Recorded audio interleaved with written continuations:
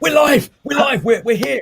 What an exciting night we had last night. Oh, my, it's been one of those mornings, guys, because it's been hectic. We've been prepping for the business show behind the scenes, getting everything ready for the new ChatBox. We'll talk more about that in a moment. But of course, let's start with the really great stuff.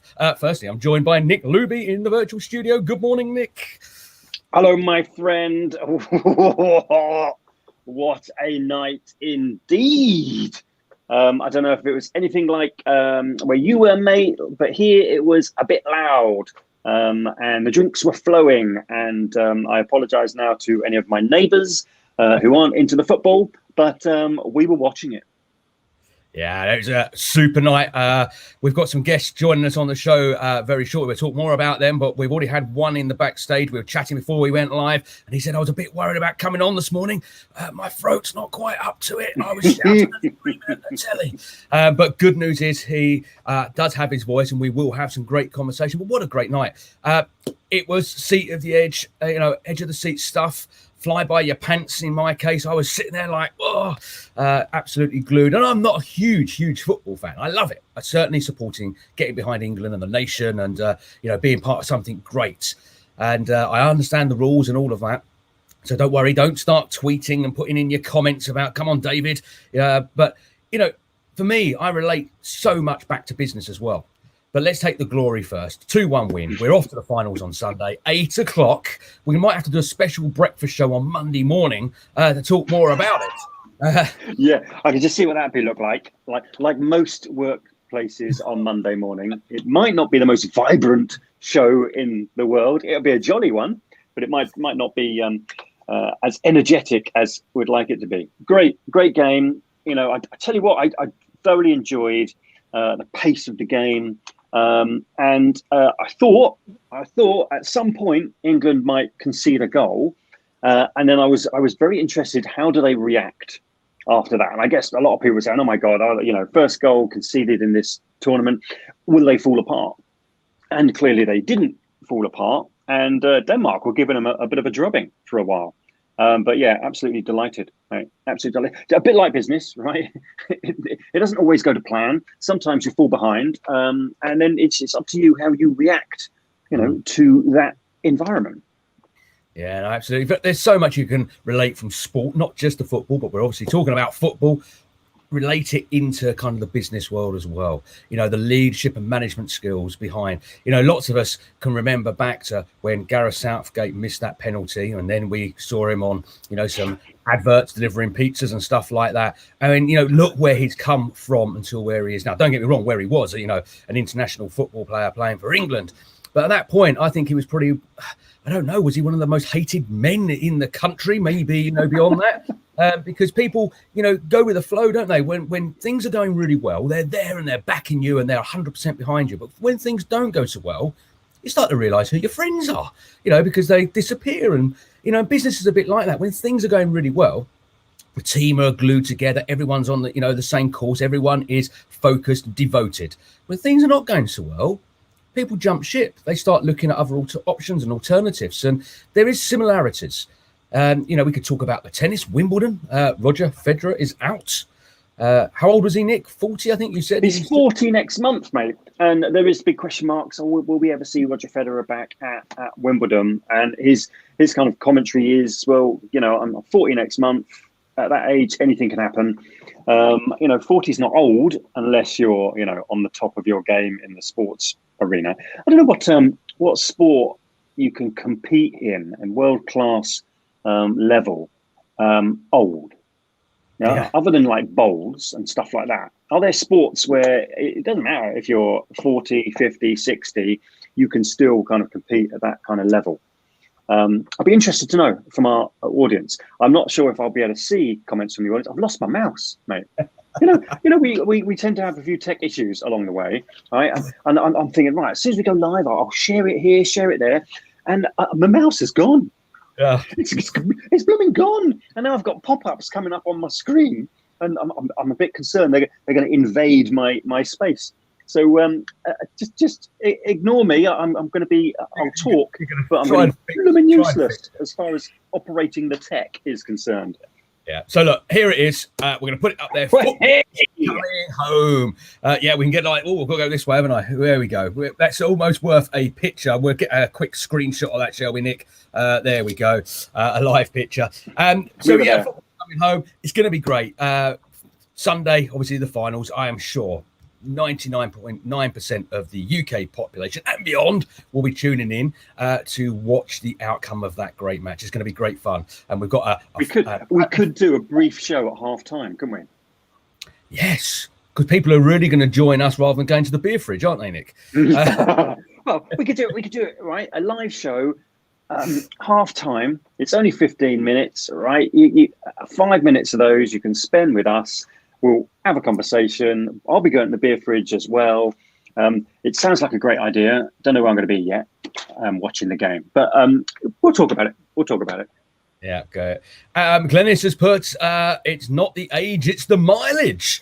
Oh, it's a good one, Glennis. The mileage that's on the clock.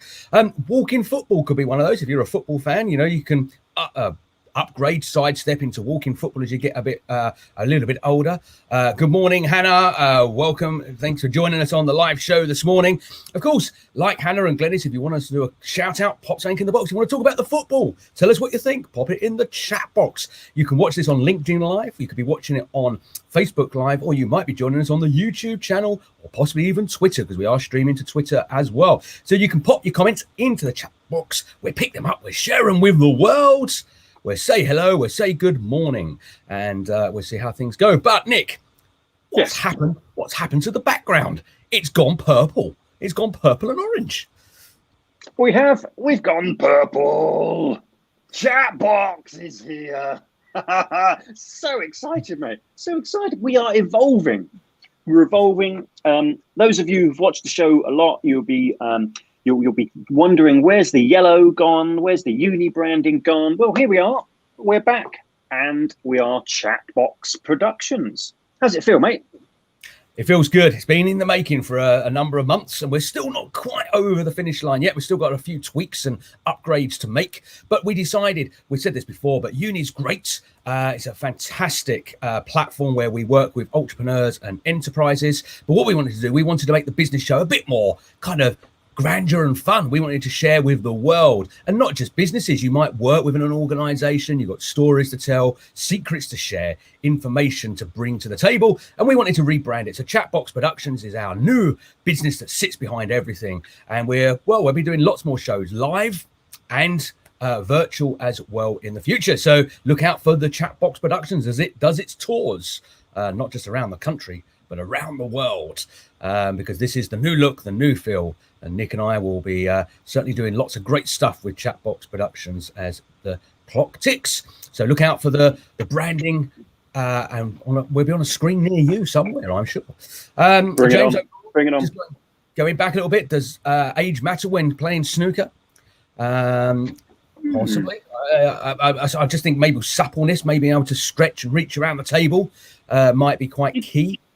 It's one of those things. If you're good at snooker, and you a bit like darts, really. If you're pretty good at darts, doesn't matter. Age probably doesn't matter. It's not one of those sports you need to be uber fit for, I guess. Yeah, I'm interested. Not that Roger Federer's watching now, thinking, darts, snooker, walking football. He's weighing up his options. Yeah. Hello, Roger. If you're watching, probably are. Yeah, hi. Yeah, I'm sure he's tuned in, sitting there commiserating and watching Dave and Nick on ChatBox this morning. He's probably heard about this M&M world record, mate. That as I probably bigged it up a bit, but I'm very excited to hear the big news, or just an update, maybe. What's going on with this M&M world record of ours? Yeah, let me just sort of give you a bit of background around that. So last week, last week we talked about the M&M Guinness World Record, and we showed the short video. And the world record for stacking chocolate M&Ms on top of each other is a grand 5. Yes, you heard it, 5 M&Ms. So the challenge was that I would get some M&Ms and start stacking them. Now, bear in mind, I am in lockdown. I am not allowed out until Sunday. So great, I'm allowed out on Sunday for the finals. But I can't get out of the front door, go shopping or anything, because I'm in isolation, because I've come back from a amber country. So I'm sitting here between the four walls, banging my head against them, literally. And I thought, yeah, I'm going to do this M&M challenge. But can I get chocolate M&Ms delivered to my door by Tesco's? No, or other superstores do exist. So I'm going to be honest, my wife ordered some M&Ms.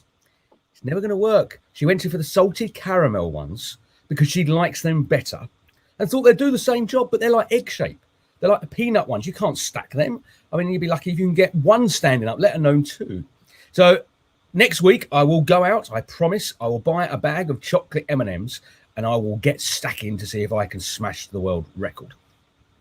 There we go. Smash the world record, which was 4, and then recently broke. It was smashed to 5.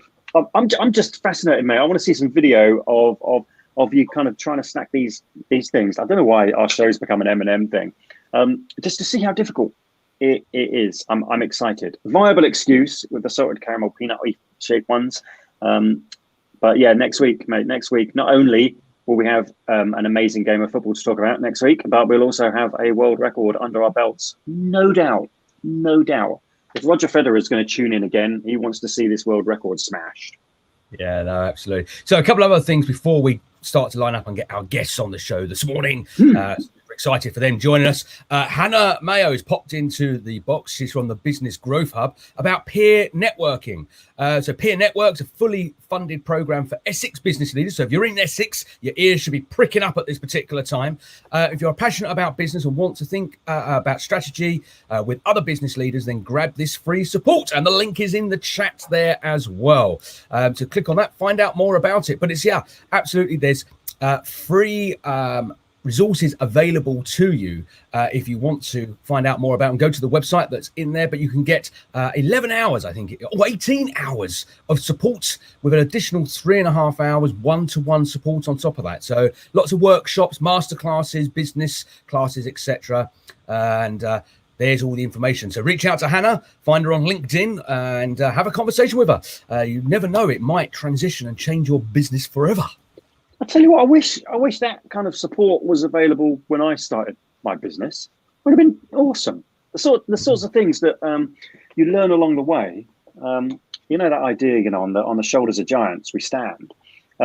It'd be great to have people who've been there and done it and know what they're doing, know what they're talking about. Saves you a load of heartache. Great, free as well. Amazing, mate. Amazing. So yeah, check out Hannah and explore what resources are there to make the boat go faster. Brilliant stuff. Ben Hunt Davis, make the boat go faster. Another superb athlete. Let's get him on the show, man. Let's get him on the show and ask how he made the boat go faster. Yeah, we need to reach out to Ben Hunt Davis and we'll get him on the show and find out about how he turned his success, gold medal winner, into a business called How Does It Make the Boat Go Faster? And there's also a book about it as well. You can learn about his story. He's a really great guy. I've spent some time on stage with him a few times and done some interviews with him. We have to try and get him on the show and he can tell us more about it in person. So there's a guest we're going to line up for the future. Okay, Nick. We'll get him stacking M&Ms, mate. Then we'll see how fast this boat goes. There's a sport, you see. You're asking for a sport where you do not need, to be young. You could be older. M&M stacking, tiddlywinks. There's lots of little games that you can play. Anyway, look, we're diversing and we're talking about things that are important. But our first guest is sitting backstage, waiting and ready to come on. We've tried to get this individual on here a few times in the past, but through no fault of our own, Nick, he didn't make it. But we've got him here. He is here with us today. He's in demand, man. He's in demand. Absolutely, he's absolutely in demand. So let's get our first guest on. Please welcome to the stage, Zach Fortag. Good morning, Zach, and welcome. Morning, guys. Thanks for having me on the show. It's great to finally be on. A few times, things where I've not been able to make it, but yeah, really, really glad to finally be on the show. Yeah, great for getting here, Zach. We got you here at the end after an exciting night, and I can even hear that your voice is a little bit husky this morning. Obviously, you've been screaming and shouting for England. Let's talk about the football. How did you find it? I take it you did watch it. Yeah, I'm someone who, apart from basically my life in running a business and doing that sort of stuff, is basically all about football. And, I've been watching for about 11, 12 years. Probably a lot less than most people are watching. But you know, it was an incredible night. I've seen a lot of my club team, so yeah, to finally see something with England is really special. I couldn't get a ticket for the game last night, but I've managed about 4 weeks ago to sort of gamble and hope that England gets to the final. So I managed to get tickets for this Sunday. So really, yeah, really looking forward to that. Didn't get to sleep till about 3-4 last night. So Zach, you say you've got tickets. sorry. You say you've got tickets. I'm allowed out on Sunday. I'm not isolating as of Sunday. So did you get, a couple for Nick and I as well? No, I got 2 for my brother, so they couldn't be happy if I gave them away. Damn, you got to ask these things. You got to ask. Anyway, look, Zach, we've tried to get you on here a few times, and for no fault of anybody, unfortunately, it hasn't been possible. We've got you here now, so we're going to make the most of the time. Now, I met you. I can't remember exactly how many years ago, but I'm going to say about 4 or 5 years ago. And you're still young now. And in fact, how old are you? Come on, share. Turned 20. Yeah. So you were young at the time. I think you were about 15. Yeah, about 15, 16, yeah.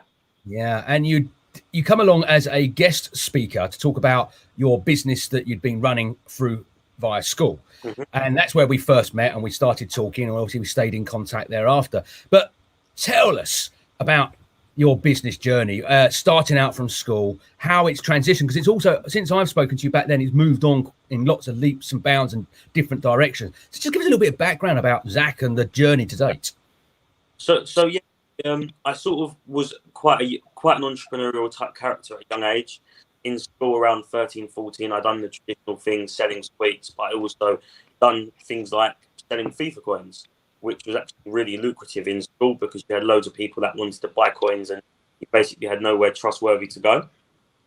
And then towards like the sort of 14, 15 year age, I was really finding school very tedious and boring.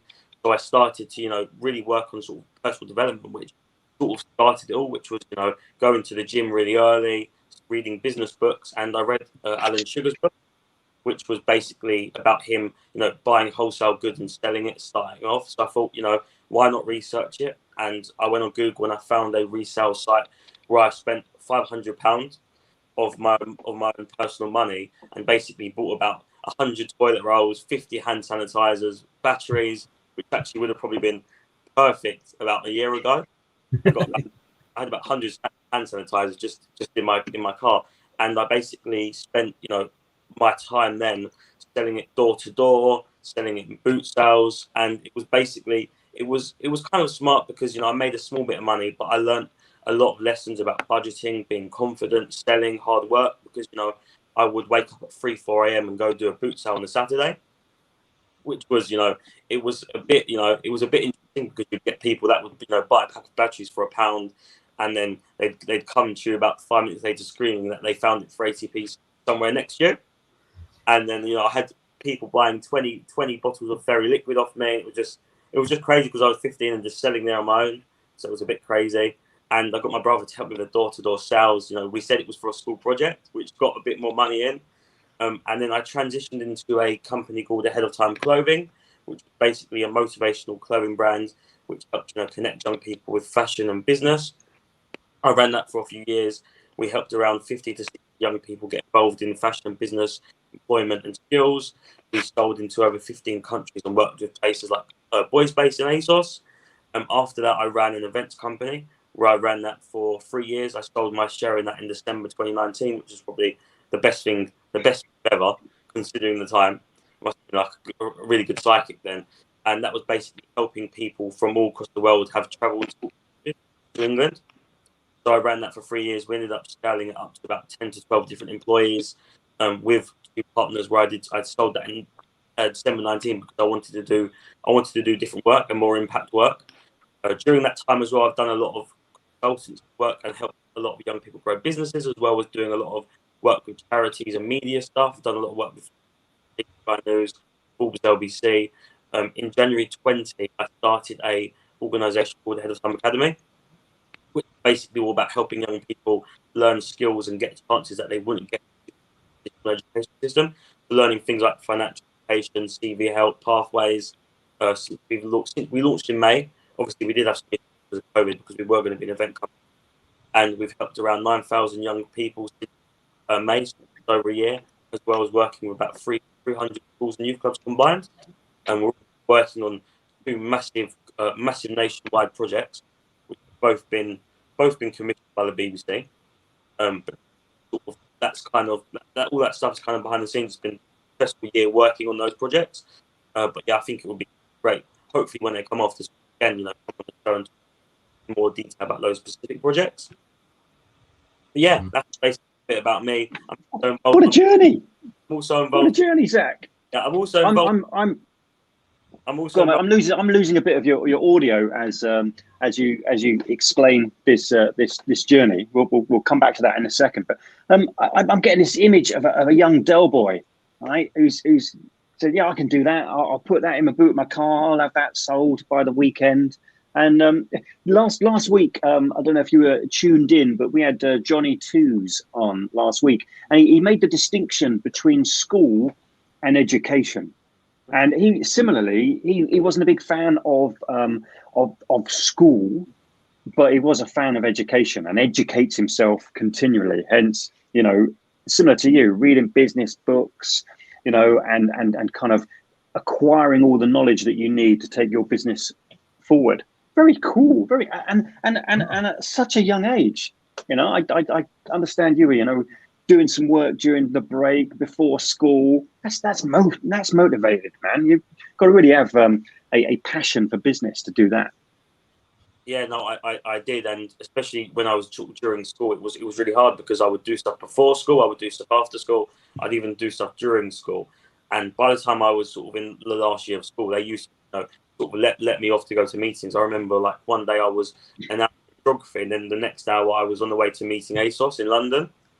So it was an interesting time, but I managed to balance it. And then once I left, I knew I could sort of focus 100% on what I wanted to achieve in sort of business and the youth side of things.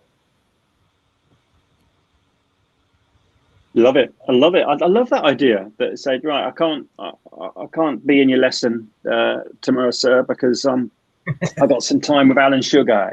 Me and Alan are going to go and mix it up in town. It's just amazing. What do you reckon, David? You started your businesses early.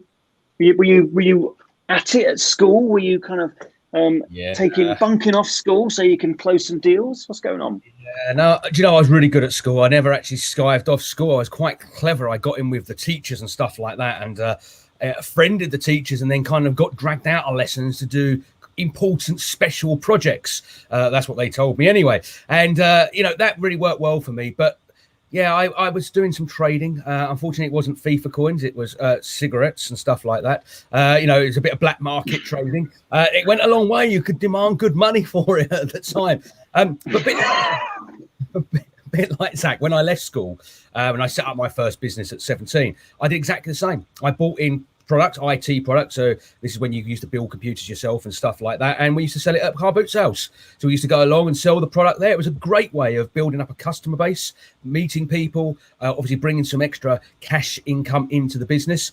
But we took it one step further. At the time, it was my girlfriend that come with me. And, she didn't know anything about IT. It wasn't really kind of the thing to know about. So we set up balloon sales, and we did helium balloons because all these children were coming to boot sales. And you put a helium balloon there, and I know I've got a 4-year-old now. They go, Daddy, I want one of them. And at £1.50 a balloon, don't take long to make some good profit. But I mean, we're talking like back in the what was it, 1994, 95, somewhere around that sort of time. So Zach, were you born in 94? You weren't even born, was you? You wasn't even a glimmer at that point. So Zach, what's next? What does the future hold? So you've got this academy now. What do you see, further on down the street? You're so young, you're so passionate, and got so much energy. What do you see the future looking like for you in the not too distant future? Well, yeah, as I said, we're working on 2 major projects. One of the projects I can talk about, because it is quite early stages, so it's nothing advanced. We're trying to build our own college, which is a big aim, but we've got some really good people behind us in this project. It's going to be a new college for 16 to 18-year-olds in London. Okay. So yeah, that's obviously a really big aim. The other youth project is something I can't really discuss, but it's massive, and it's sort of very far advanced, which is why I don't want to sort of jinx things. And also, you know, I'm involved in 2 new startups, which we're hoping to scale massively in the next 3 years. So that's something that I'm spending a lot of time on. So really, creating massive nationwide, you know, youth projects, and you know, growing these startup businesses with the founders. So that's my main aim for the next 3 to 5 years. That's exciting stuff, man. You know, if you speak to, I bet if you speak to a load of the guys you went to school with and say, what are you up to?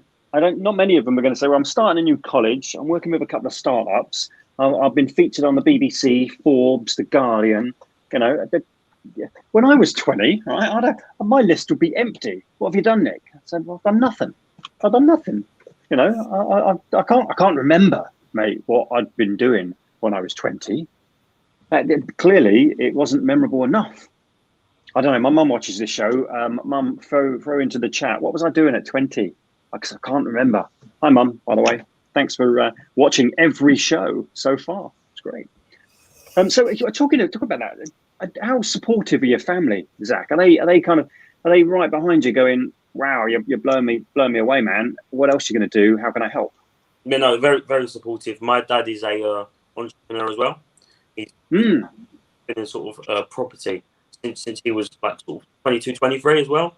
And my mum's actually a teacher, which is funny because of how I sort of got on with school. But yeah, both very supportive, and sort of helped with a lot of different aspects of my growth over the last 4 to 5 years. Yeah, brilliant. Zach, before we let you go, and thank you for coming on the show, if you could give a top tip over your experience that you've gained over the last several years to maybe a new startup that's bootstrapping, looking for investment, just looking for a game plan, what would that one single piece of advice that you'd give to them be? I would say working smart and hard is key, because you know you can work very hard, but if you don't work in the right areas, it's not going to be as effective. That's sort of that's the most I've sort of learned is, you know, the harder you work in certain areas, the more you'll get back. You might say, oh, I want to leave work or finish an hour earlier, but if you actually put in that extra hour, a lot will come out of it.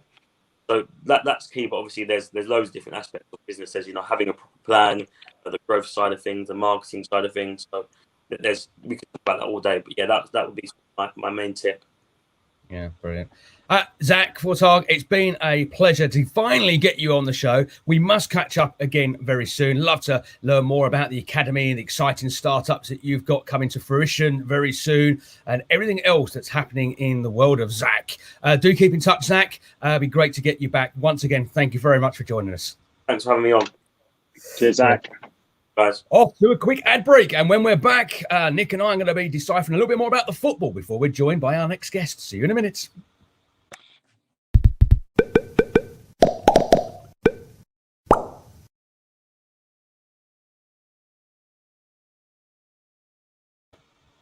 Wow, great. Get Zach on here finally and hear that story. Worth the wait. Awesome, mate. Also, I want to know what this other project. We're getting back and find out what this other top secret project is. I can just imagine, right, in his house years ago, his dad's going, "Oh yeah, awesome business, mate. You're going to take over the world," and his dad, the entrepreneur, is right behind him. Yeah, get a load of more stuff in your boot and get it sold. And his mum, the teacher's going, "Yeah, but don't forget about your exams and do this." I bet the rows they've had in that house. Said, "No, forget the exams, son. You go out there, you wheeler dealer. No, education's really important." I bet that would be a great fly on the wall documentary back then. But he's absolutely right. Working smart and hard. You know, I think one of the things I learned in business, it's hard work. Right? If you're serious about it, you've really got to put in some hard work. But if you work smarter, then at least you get to sleep and eat. Yeah, no, absolutely. Jan Brooks, good morning. You've popped into the Facebook chat. Think you were still at uni at 20. That's my mum. That's your mum. Morning, Jan. Hello, mum. Nick, you were still at uni at 20. Fantastic. Oh, yeah. Yeah. That's very true. That's very true. I was.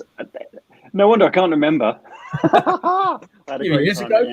What were you studying at? uni, Nick? What was? I was studying philosophy with literature at Sussex University. Hello, Sussex University, if you're watching down in Brighton. Anyone in Brighton watching? What a lovely city that is. I had a great time at uni. I've been back since and spoken at some events there. Very, very cool city. Had a great time. You know, I learned a lot about life, a bit about philosophy, a bit about literature, but quite a lot about life. Yeah, the University of Life. That's what they say university is good for. It teaches you how to mix a pot noodle and put beans on toast. Of course, there's lots of other great things that come from it. Working from home is still a big part of pretty much everybody's life. I know lots of people are returning with the day that's approaching very, very soon, Freedom Day. We're probably lots of us are going to possibly start heading back to the workplace. If Alan Sugar's got anything to do with it, you will be coming back to the workplace. He is supporting people going back, working in the city, etc. But let's not get too much into that. But what I have found, and these are great, I'm going to cut these up and I'm going to start dishing these out. So if you want one, okay, put your comments in the chat box. But here they are. It's the work from home merit badges. Yeah, if I kind of duck out to the side here, I'm going to leave on the screen. So conference call survival, distraction avoidance, coffee, foraging, absolutely, pajama knot tying, communication skills, emergency meal preparation, shelter building, inbox navigation, and animal trapping. Yeah, if you've got a cat or a dog, we quite often see that. They're great. So if you want one of my badges, reach out. They're not mine, actually, but if you want one, we're going to chop them up and we will send you one electronically. You can use it on your social media or pop it somewhere that's going to, showcase to the world that you're still working from home and supporting the work from home crowd. That's shifted, mate. That the fact that we've it's acceptable to work from home. I think that shifted forever the attitude to the workplace. We've got to know, and I was talking to one of our future guests yesterday about this. We've got to know people in a more intimate way because we've seen them at home, and as we've seen on the news, kids have come in the background and you hear noise and pets are crawling all over the blooming laptop. We've seen another side of people at work that's a more human side, right? You don't see that in the office, in the boardroom, and I like it. It's one of the positives that we're a bit more relaxed about how we do our business, which is great because for too many years people were so far up their own backsides that it just wasn't an authentic environment. So now authenticity is back. The real world. Be brave. As we've heard that comment a few times, be brave. The world forward is going to be very, very different, and embrace it. Nick, I think we've got probably one of our furthest viewers. Tim Price Walker, good morning. Enjoying the show from New Zealand. Hello, good morning. Tim. Is it good morning or good evening there, I think, isn't it? Tim, I know Tim from old. Brilliant guy. We should get Tim on the show. Right? He's got a great story to tell. Hello, Tim. Hope you and the family are very well. I remember his brave decision to move to New Zealand. If memory serves, I think his wife is from New Zealand. We'll have to get him on the show and so how was that transition? The show is definitely gone global. It was always the intention, but there's a lot of global activity. Let's get a global show, mate. Let's get people from the four corners of the earth on the show at the same time. And let's cross time zones. And Tim's put, I'd love to be on the show and hope all is well and he's all good there. Okay, we're going to get our next guest ready to come on the show. This gentleman, we'll need an introduction because some of you may have come across him, some of you won't, but he's an award-winning business owner, built a business up to a substantial turnover with a great team around him, and then things took a bit of a change. We're going to be learning more about our next guest, Mr. David Bancroft, after this ad break. See you in a sec.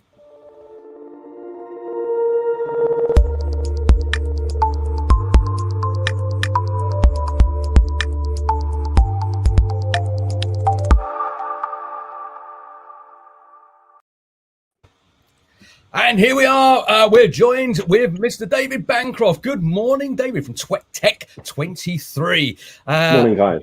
Great to have you on the show. Oh, look, another husky voice there. Obviously a football fan, looking at the back of the wall there, seeing that T-shirt signed up there. 1966 World Cup, is that there? I think I can just Absolutely, Dave, yeah.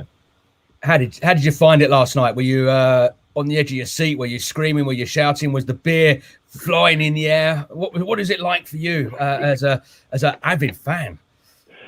Yeah, I think, to be honest, Dave, all of the above. I was confident going into the game. It feels like this could be the year, obviously being played predominantly at Wembley for England.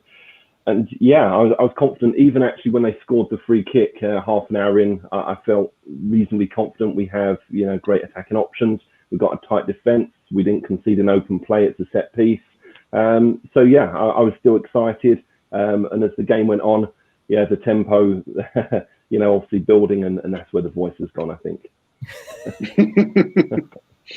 I think a smart move going forward, right? If you're watching the football in a fan zone or in a pub, right, we'll have a round of beers and we'll have a round of cups of water, please.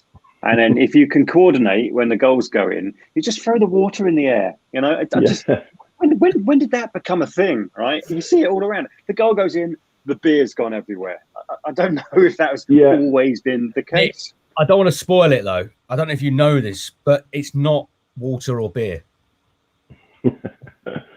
I'm just saying, 45 minutes when you've had a few beers is a long time when you're in the stadium. Sure, don't say that. Poor old Zach's going to go to the game, You need to take a bloody brolly. Deary me. Anyway. Unbelievable getting a ticket as well for the game. I'm envious of Zach there. Yeah, do you reckon we can lure him to sell them or something like that? I imagine he could auction those probably between now and Sunday. And being the entrepreneur, business-minded spirit person he is, he could probably get a fair few pounds on his investment there. Absolutely. So, David, let's talk a little bit more about your business. The football is so exciting, but we are here to talk about business and share some top tips and how your journey kind of unfolded. And your business, which you kind of kicked off many moons ago, because we first met at the Essex Business Awards back in. We were trying to put the bits of the jigsaw together, and we think it was around 2013, 2014. That's right. Yeah.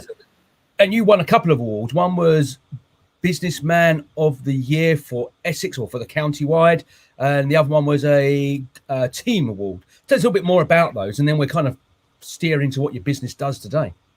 Yeah, absolutely. So at the time, we were ambitious as a business to win some awards. I felt that we spent a lot of time on the phone and face-to-face with customers and clients of ours, talking about how we can add value, about how we're a company that they should be working with. But we identified the Business Awards as an opportunity for an independent and impartial body, if you like, judges who were credible in their own fields to praise the company, come in, see what we're all about. We were successful in winning Best Business-to-Business Provider in Essex.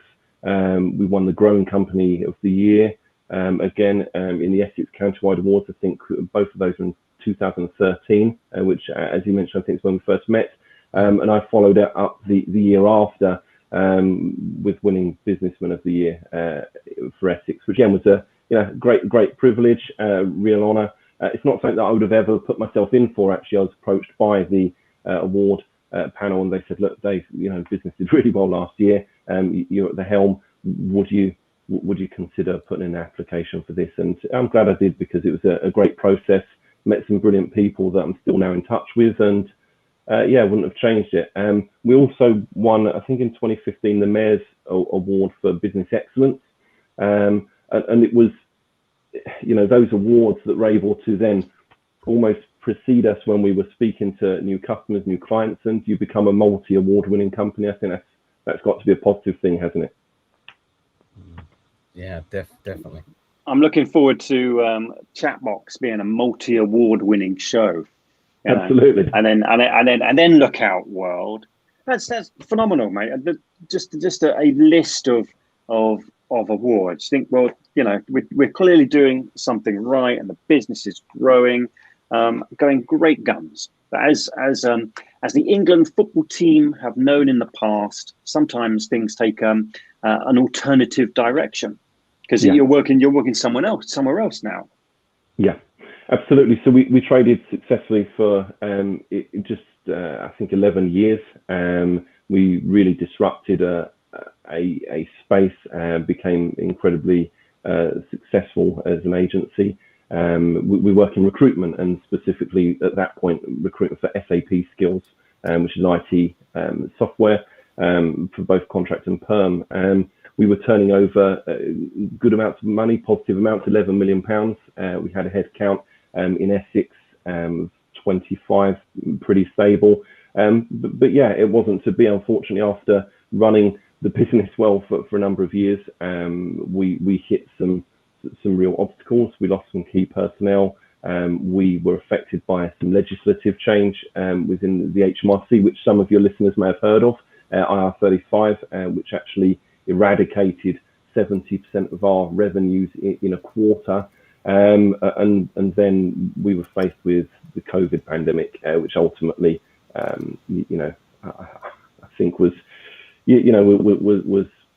something we couldn't navigate past. So yeah, really disappointing.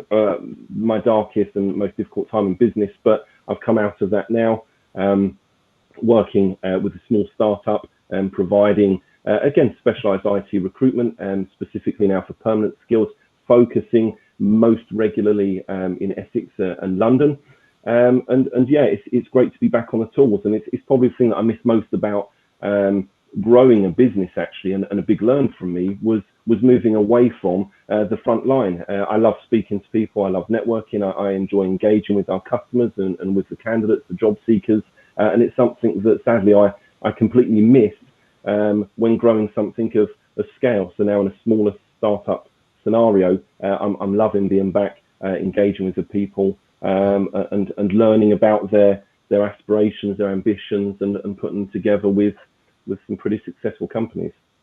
Yeah, and just to prove it to everybody how networking can work, and I'm not necessarily talking networking groups and stuff like that. They're great as well, and I totally endorse, being part of, various networking groups. But David and I caught up last week. We had a chat, and I said, look, David, we've got a gap on the show this week due to someone not being able to make it today. Would you like to come on? Bear in mind, we'd had a few messages backwards and forward in LinkedIn over the years since we previously met back in 2014 time. And we got chatting away about this and about that, and you were telling me the story. And then a few days later, I was working with one of my other clients who's also been on the show in the past, Dom Tyler, if you're watching, good morning. And I was talking to Dom, and then I was like, ching, 2 and 2 together. Dom is looking for a new software developer for his business. David is obviously, doing the recruitment. I got you two introduced. Yesterday, you had I think it was a Zoom call. You caught up. Yep. And you found there's loads of synergies, not just in the recruitment opportunity, but lots of other partnership opportunities. Absolutely. And would that have happened? And I'm just going to ask the question here. In your old business, would that same principle applied, or would it have been you would have passed it across maybe to one of your sales representatives who would have probably done that call? And would the outcome have been the same? Possibly not. I don't know. How would that have worked in the past for you?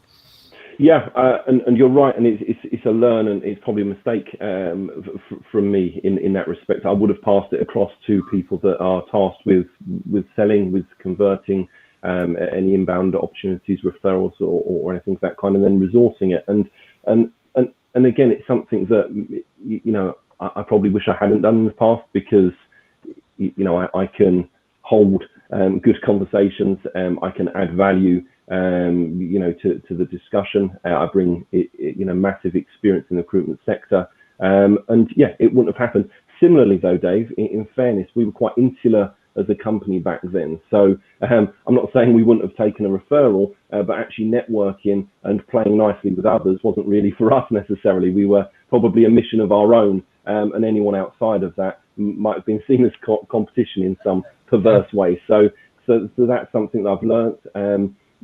I think Zach was speaking a moment ago about reading business books, and likewise yourselves. I'm not a reader, but I do enjoy podcasts.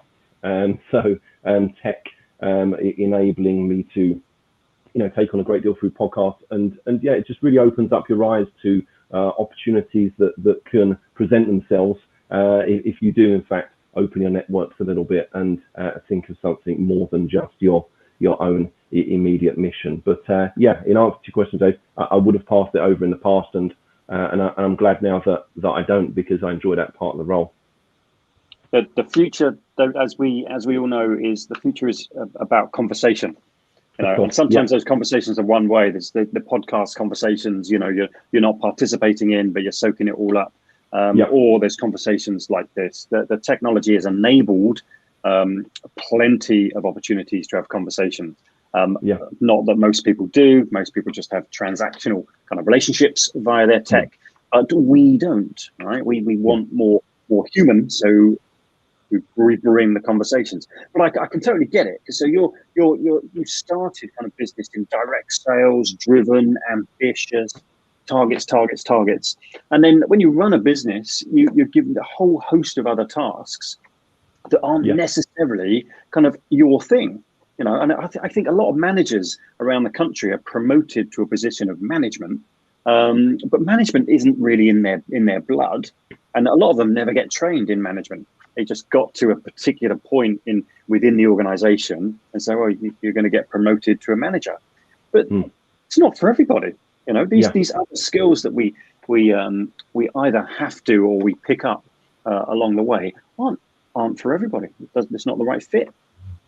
No, I totally agree, Nick. And we see progression, and it's something that probably most job seekers speak about. What are their key motivators for moving, and progression is often one of the top one or two.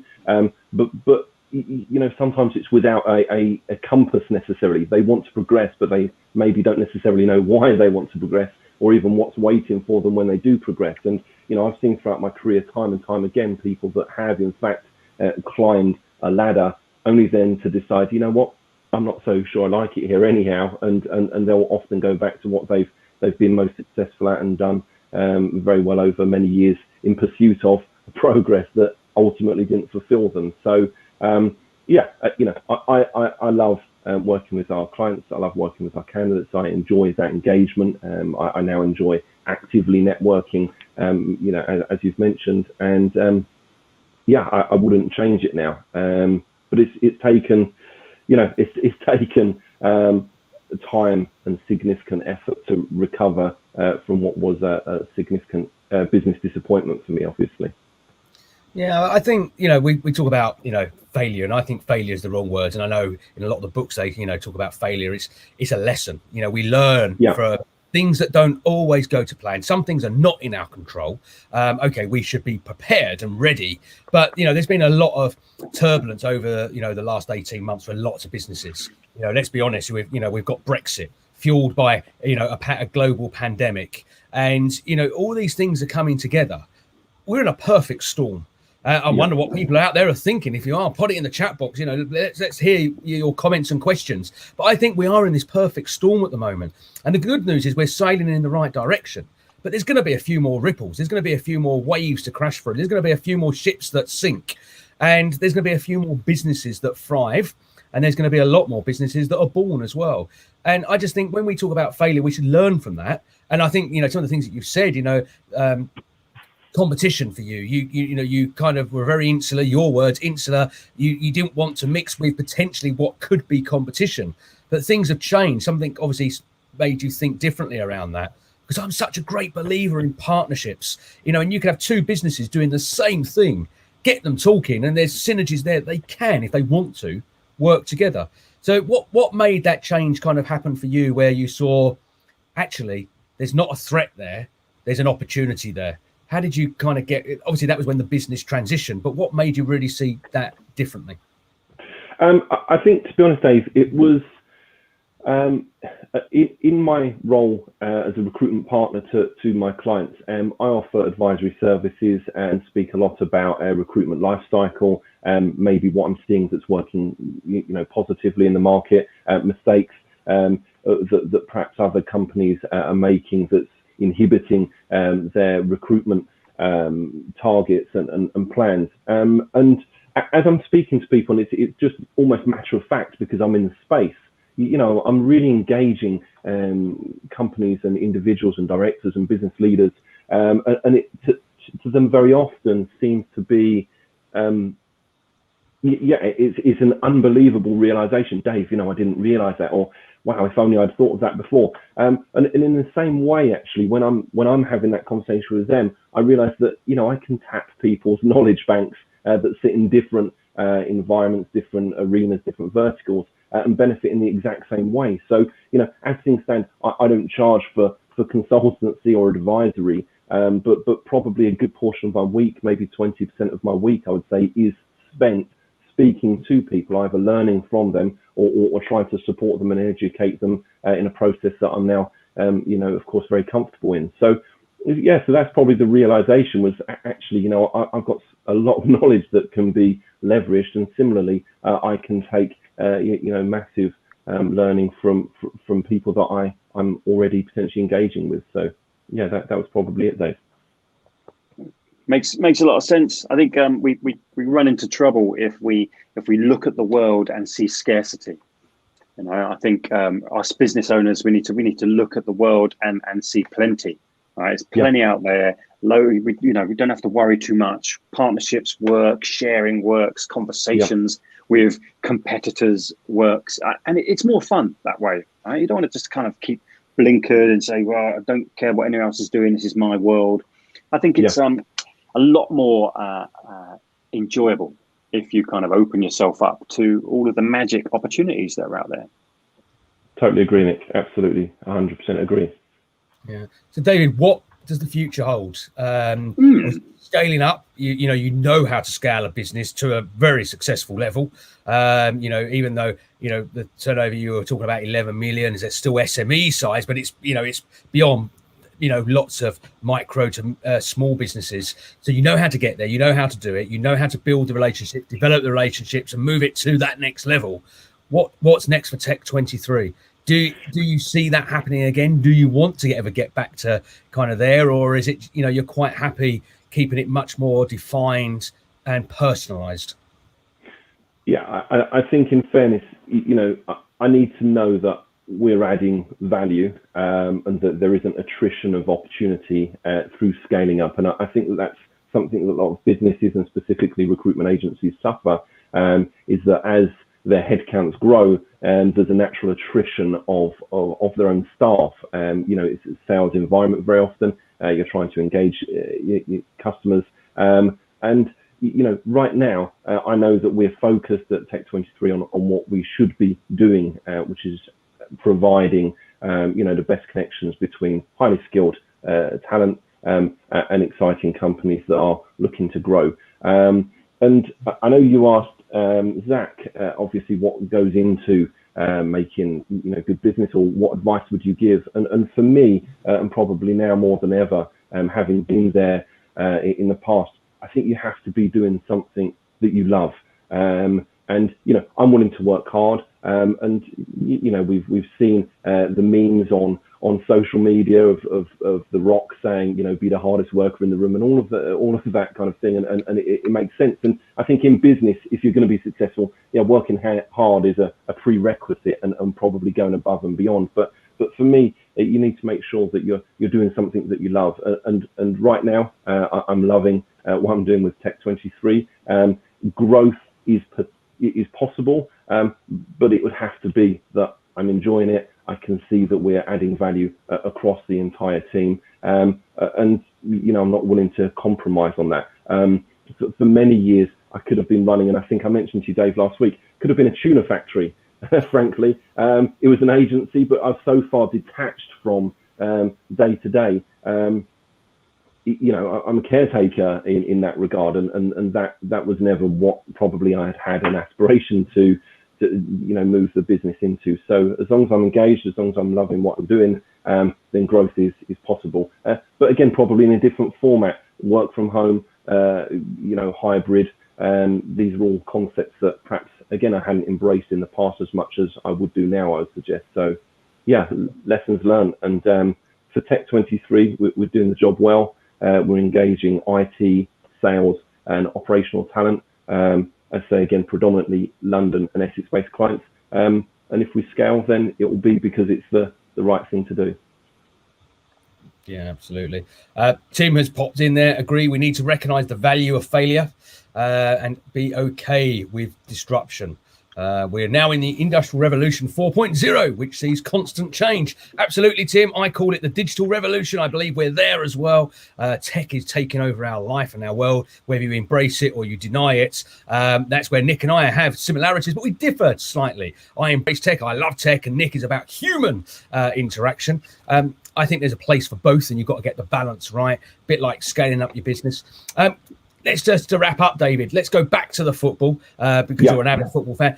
What would you take away from the football, the similarities that kind of define business? Do you kind of look at football, the leadership that's there through someone like Gareth Southgate and other fantastic managers over time, or in other countries for other teams? Do you take anything away from that and relate it to the business world?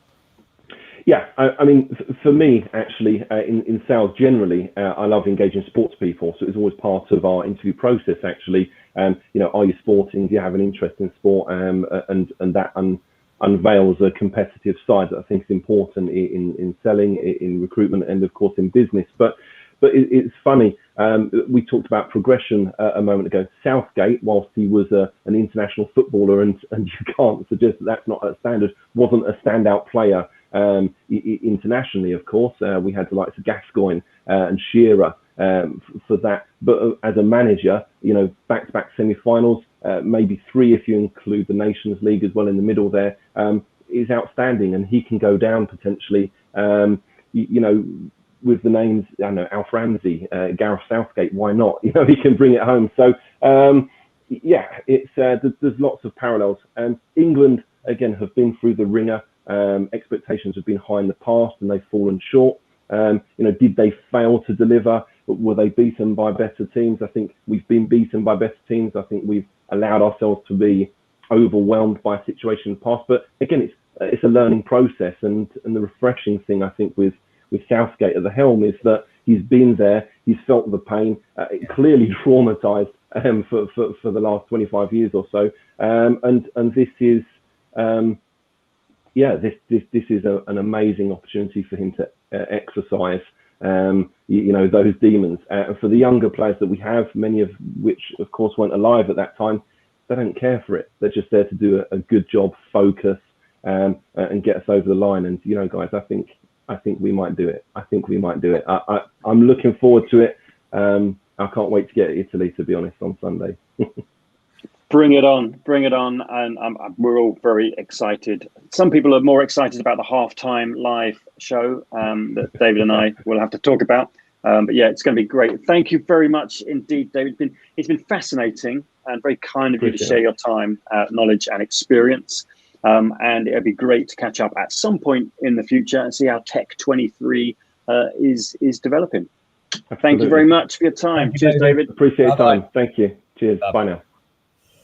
Well, Nick, we're getting close to the end of the show. A few minutes to go. Hit the hour. Been a great show. Great guests, great conversation. New brand, new look, new feel. Football is coming home. Let's get that banner back up there. Pop your head out the side. Football is coming home. And yes, don't forget to tune in on Sunday, 8 o'clock for that. Probably don't need to remind you that. But more importantly, well, just as important, next Thursday, we're back from 8 o'clock in the morning with another array of great guests joining us on the show. Do follow us. Do keep an eye on what we're up to and what we're doing. If you want to be on the show, let us know in the comments below or reach out and get in touch, because we'd love to, invite you on to the show at some point in the future and hear your story, your advice, your guidance, and what inspires you. Nick, just before we do go, Novo Awards. David was talking about the Essex Business Awards. I'm going to do a quick shout out for the Novo Awards because they've extended their deadline. The deadline has been extended. I believe it's until next Friday. So you've got until next Friday. The way you can enter is basically go to novooawards.co.uk. I'll pop that into the chat for everybody now. And you can enter if you've got, you feel there's a reason to enter an awards. Nick, we've entered the Business Breakfast Show, haven't we, in a couple of categories? So the shout out might help us win. I think the world has realised that Nick simply doesn't have any awards under his belt. So we're best enter some, mate, and I can join that awards club. What a great show, mate. Great guests as always. One thing we didn't mention, all right, it's I love the what day is it today? National Day. What is it? I came across Scud Day, right? Scud as in savor the comic, unplug the drama. Right? It's a day where we should all step back, we should relax and enjoy the funnier side of life. And that kind of very resonates with us and the show. Okay, let's just relax.